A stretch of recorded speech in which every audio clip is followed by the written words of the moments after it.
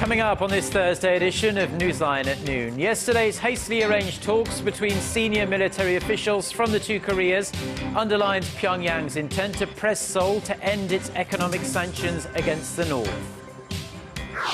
President Park Geun-hye delivers a keynote speech on her vision of turning Europe and Asia into a single continent as she debuts at the ASEM summit in Italy. First, US health authorities are searching for 132 passengers who were on the same flight as a second Texas nurse infected with Ebola. These stories and more on Newsline at noon.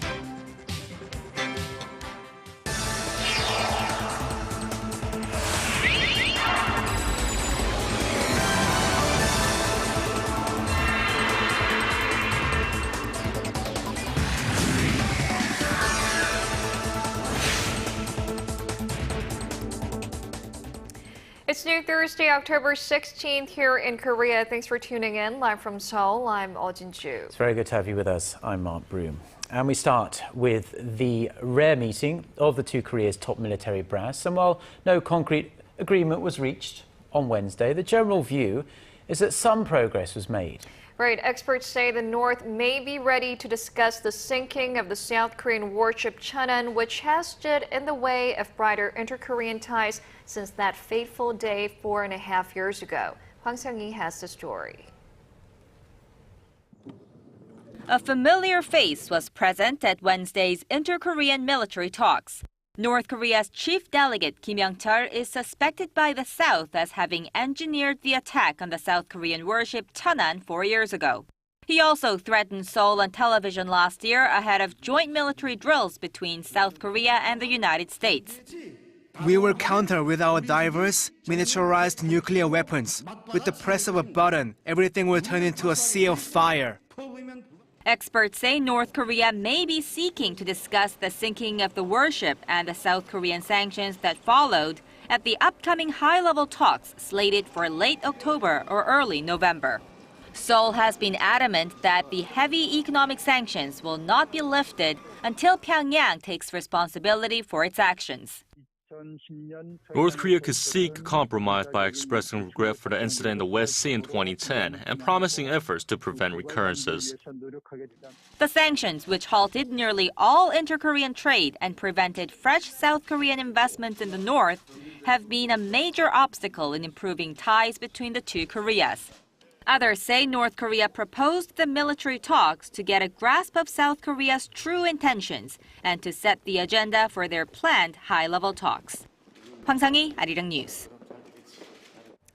President Park Geun-hye, who is in Italy ahead of the Asia-Europe meeting, spoke at the Italy-Korea Business Forum in Milan on Wednesday, where she called on Italy's family-owned businesses to share their know-how with Korea's small and mid-sized companies. Cheonan files this report. Despite being two of the world's top 10 trading nations, Korea and Italy's trade volume stood at $8.5 billion last year. That makes Italy Korea's 29th trading partner and Korea Italy's 26th. Highlighting Seoul and Rome's 130 years of diplomatic relations and economic similarities, President Park, meeting with Korean and Italian business leaders in Milan, said there still remains great potential for the two sides to cooperate economically. In particular, she talked about Italy's family-owned businesses passed down from one generation to the next that make up more than 80% of the country's GDP. 이탈리아 기업인 여러분이 장수 기업을 키워온 경험과 노하우를 한국의 중소기업들과 적극 공유하셔서 한국에서도 수백 년 이상 가는 가업 승계 기업들이 많이 태어나기를 바랍니다. Touting Italy's strength in basic sciences and new energy, President Park said combined with Korea's manufacturing technology and IT, the two sides could co-produce innovative products at the center of a new growth engine.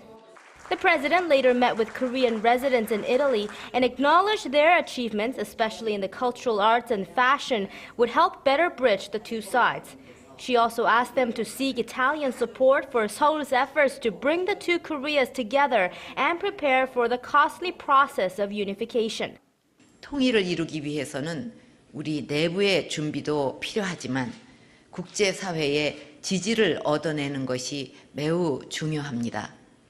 On Thursday, President Park will make her debut at the ASEM with Eurasia Initiative high on her agenda. And she will largely focus on North Korean issues during talks with Chinese Premier Li Keqiang on the sidelines of the summit. Cheonan, Arirang News, Milan. Now, strained ties between Korea and Japan could be heading for new lows. While Korea's deputy ambassador to the UN has called on Japan to swiftly solve its wartime sexual enslavement issue, Tokyo is planning to set up a special committee that aims to tell the world it hasn't done anything wrong. Kim Min-ji has the details. South Korea's deputy ambassador to the United Nations is calling on Japan to solve the sexual enslavement issue in a prompt manner. Speaking at the Third Committee of the UN General Assembly on Wednesday local time, Han Chung-hee said the unresolved issue was a key part of tackling sexual violence during conflict. He said Japan's continual denials undermine a landmark statement Tokyo issued in the early 1990s that acknowledged this fact and constitutes a direct challenge to the historical truth. Han added that considering the advanced age of the victims, this issue needs to be taken care of without delay. And moving in the opposite direction of Seoul's request that Tokyo acknowledge and show sincerity for its wartime atrocities, Japan has reiterated its previous stance, saying the legal issue of reparation was resolved long ago. In another move that's sure to stir up tension, Japan's ruling Liberal Democratic Party will establish a special committee that will deal with the sex slave issue. According to the Japanese daily Nihonge Shimbun, the party will set up a committee this month aimed at restoring Japan's honor and will be in charge of dealing with related information to be relayed around the world. Japanese Foreign Minister Fumio Kishida also says Tokyo will consider the best course in order to win understanding from the international community. Ahead of the 50th anniversary next year of normalizing ties, the two Northeast Asian neighbors don't seem to be narrowing their deep diplomatic differences. Kim Min-ji, Arirang News. Concerns over Korea's shaky economic recovery keep on mounting. Even exporters that have sustained the domestic economy during difficult times are now struggling due to persistently weak economic conditions in the Eurozone. Hwang Jae has the details. Sluggish domestic consumption and investment in Korea have caused some headaches for the nation's economic policymakers in recent years, but concerns over the country's exports could be about to turn those into a full-blown migraines. Facing tepid growth in the Eurozone, the central bank projects exports, the country's traditional growth engine, to slow down the road. It's a fact that the Eurozone economy is in a bad state because exports take up half of Korea's GDP. The global economy will, of course, have a massive impact on the domestic economy. But the situation at home is not much better. Korea's facility investment in August dropped over 10% from the previous month, while overall industrial output sank 0.6%. Retail sales rose around 3% on month, but that was mainly due to a seasonal factor, as the country's biggest holiday Chuseok fell earlier in the year compared to last year. In the face of such gloomy data, the central bank has announced a new growth outlook, cutting it to the mid-3% level. It also lowered its key interest rate to 2%, marking a drop to the record low set at the height of the global financial crisis in 2009. With the record low key rate in place and aggressive stimulus measures going full steam ahead, all eyes are on whether the measures will be enough to give the economy a much-needed boost. Hwang Jae, Arirang News. Staying with economic news, and new data shows the Korean government's yearly forecasts for economic growth and tax revenue over the last few years were mostly far off the mark. Since 2011, the Finance Ministry had estimated economic growth rates that were higher than the actual annual growth rates. The government estimated growth of 3.9% for this year, but that forecast is likely to fall short as well. The Finance Ministry also failed to make correct estimates on annual tax revenues. Between the years 2012 and up until now this year, the government has had a tax revenue shortfall of $19 billion compared to what it estimated. Meanwhile, an expected hike in tobacco prices next year is forecast to bring in an extra $3 billion in tax revenue. Now, Pope Francis made a huge impression on Korea when he paid a visit to us back in August, and his mode of transportation as well, a humble Kia Seoul, is, of course, that garnered a lot of special attention while he was here. And Kia Motors says the Pope's decision to use the car triggered an avalanche of interest in this model. Sales in Europe topped 1,600 in September. That's up almost 120% from the previous month. And in Italy, sales of the Seoul jumped 150% last month. Since being rolled out 6 years ago, global sales of Kia's Seoul are expected to surpass 1 million this month.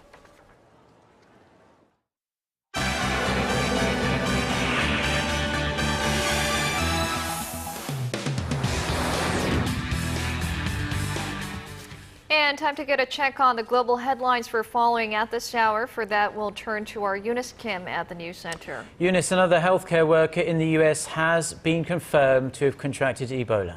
That's right, Mark. It is raising questions and concerns about safety protocol in the United States over the disease that has already killed thousands in West Africa. Our Shin Se-min reports. A second healthcare worker who treated a now-deceased Ebola patient in Dallas has tested positive for the virus. 29-year-old Amber Vincent has been transferred to Emory University Hospital in Atlanta for treatment, as Texas Health Presbyterian says it is not prepared to take on any more Ebola patients.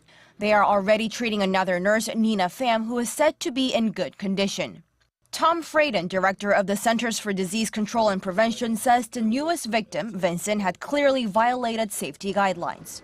She traveled on a domestic commercial flight to Cleveland from Dallas after what he called extensive exposure to the virus. U.S. President Barack Obama has canceled campaign events over the recent cases. What I've directed the CDC to do is that as soon as somebody is diagnosed with Ebola, we want a rapid response team, a SWAT team, essentially from the CDC, to be on the ground as quickly as possible and making sure that all the protocols are properly observed, that the use of protective equipment is done effectively, that the disposal of that protective equipment is done properly. In a scramble to prevent the spread, the first human trial of a Canadian-made Ebola vaccine began on Monday in Maryland. But there is no timetable for when the vaccine may be ready for actual victims. The confirmed death toll in the Ebola outbreak has exceeded 4,400, most of them in West Africa. The World Health Organization warned this week that the number of new Ebola cases could soar to as many as 10,000 a week in the hardest-hit countries of Sierra Leone, Liberia, and Nigeria by the end of the year. Shin Se-min, Arirang News. And tensions continue to rise in Hong Kong as a new video is going viral. It's showing police punching and kicking a pro-democracy demonstrator. Hong Kong police said it is investigating reports that a group of 6 or 7 plainclothed officers had taken a handcuffed man named Ken Sang into a corner and beat him while others kept watch. Sang's lawyer said his client had suffered serious injuries. The incident occurred as the city saw some of its worst clashes Wednesday between police and protesters since the pro-democracy rallies began that involved pepper spray and 45 arrests. Hong Kong security chief said the officers in question have been temporarily removed from their current duties. Wednesday marked a month since the Islamic State militants launched their assault on the strategic Syrian border city of Kobani, and the battles continue this hour. More than 550 people are reported to have died on both sides and 200,000 refugees fleeing the IS advance. The U.S.-led coalition intensified their air campaign in the area in recent days. The Pentagon's press secretary Rear Admiral John Kirby said it estimates its airstrikes have killed hundreds of IS fighters, but he did warn that the city could still fall to the jihadists. And finally, a freak snowstorm has triggered several avalanches on the Himalayan mountains, killing at least 26 trekkers during Nepal's peak hiking season. Most of the casualties are feared to be at the highest point of Annapurna Circuit, among them Israelis, Poles, and Nepalese. Dozens of others are feared to be trapped or believed to be on their way down from the peak. 2 military helicopters were dispatched from the capital of Kathmandu to help in the rescue operation stunted by the heavy accumulation of snow.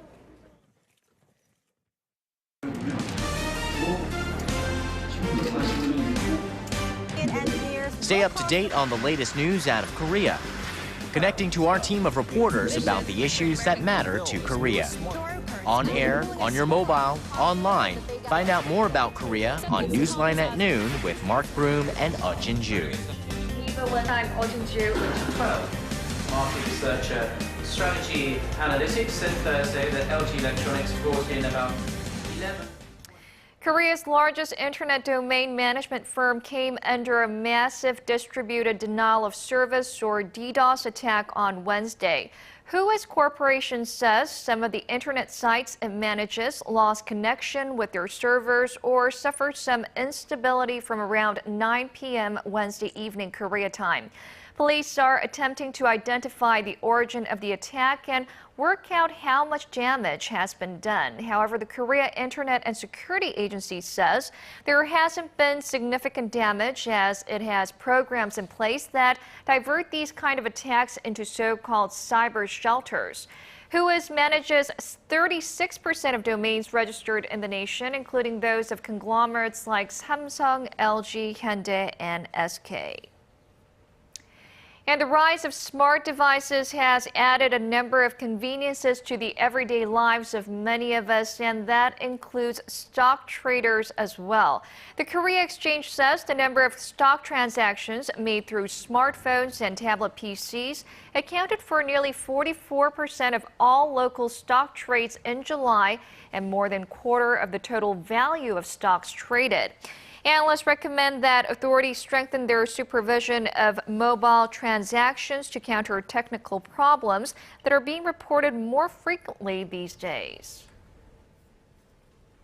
Now, in just 4 days' time, representatives from nearly 200 countries will be in Korea's southern city of Busan for the world's largest telecommunications conference. As the host nation, Korean IT companies are seizing their chance to show off their latest gadgets and technologies to the rest of the world. Our Song Ji-son reports. During the 3-week ITU Plenipotentiary Conference, a handful of related conventions will be held at the Busan Exhibition and Convention Center, ranging in topics from health ICT to big data. They will all provide a glimpse into the future. The 5th-generation mobile network will be at the heart of all the state-of-the-art telecom technologies to be exhibited during the ITU conference period. The mobile technology enables users to download a high-definition movie in just 1 second. Samsung Electronics on Wednesday succeeded in establishing a data transfer environment of 1.2 gigabytes per second inside an automobile running at 100 kilometers per hour. Korea's 3 major mobile carriers, SK Telecom, KT, and LG U+, will unveil their latest technologies at the World IT Show, kicking off with the ITU conference. SK Telecom aims to become the world's leading provider of 5G technology, which is often referred to as being beyond 2020 mobile communications technologies.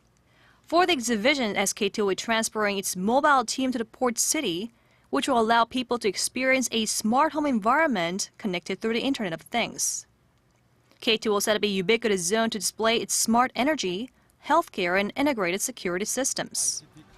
On the sidelines of the main conference, the CEOs of Korea's leading ICT companies will also share their insights and unveil their visions for the future. The speakers will include the chiefs of internet portals Naver and Tom Kakao, and KT President Hwang Chang-yu will give a keynote speech on the creative economy and Gigatopia on the 27th of October at the Global ICT Premier Forum. Song Ji-son, Arirang News. Now, there are a lot of conferences either taking place or about to take place, and the chiefs of around 20 international organisations and representatives from about 150 countries are holding high-level talks in the eastern South Korean city of Pyongyang on this Thursday. This as part of an international convention on biological diversity under the framework of the United Nations. The two-day high-level meeting aims to assess previous goals that were set and adjust them if necessary. Our Park Geun-hye tells us more.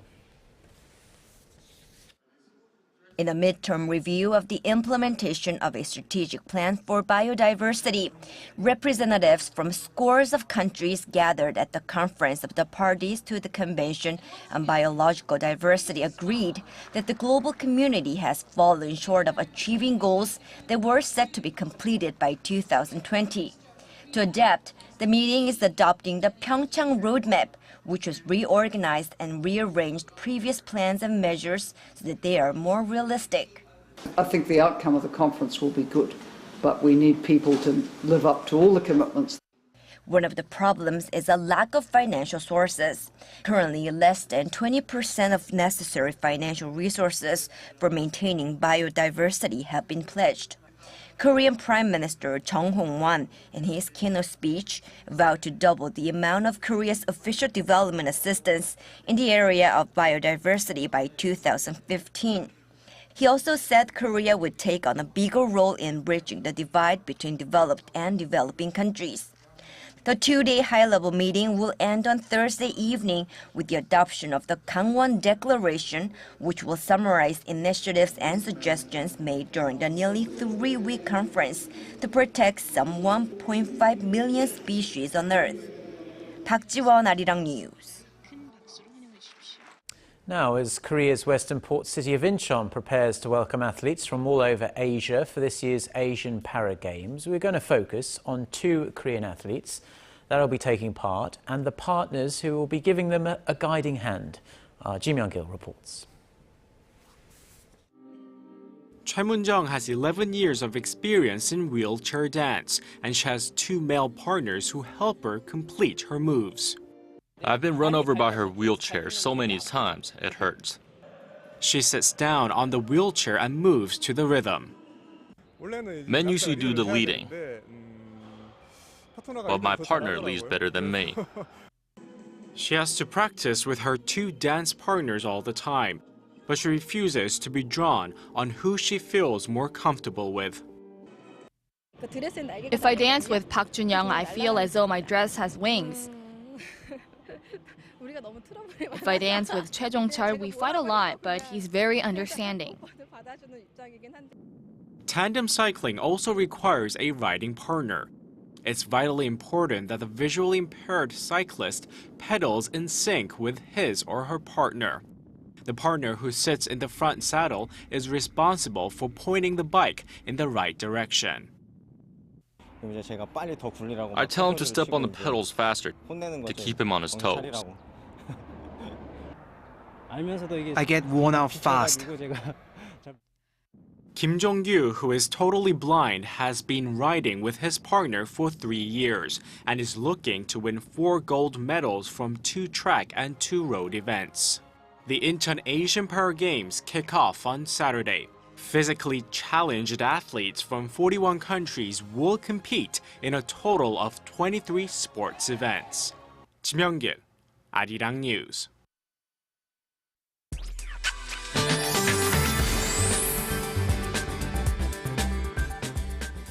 Good afternoon. Most of the rain clouds have moved out from the peninsula, and the overcast skies in the capital area has turned into mostly sunny skies. So we'll get to enjoy lots of sun for the remainder of the day, but light yellow dust can be seen in some parts of the western regions, and the top temperatures will be a tad cooler today. So let's take a closer look at today's temperatures. Now, the daytime high in the capital will reach only at 19, while Daegu and Gwangju will top out at 21 and 20, and Busan should rise to 23 this afternoon under lots of sunshine. Now, for other regions, Jeju Island and Daejeon will see highs of 21 and 20, while Dokdo peaks at 18. And it seems like beautiful autumn weather with a bit milder highs are forecasted by the end of the the week under lots of sunshine, but we do have a nationwide showers early next week, which will bring a chill to the air. Well, that's all for Korea, and here's international weather for viewers around the world.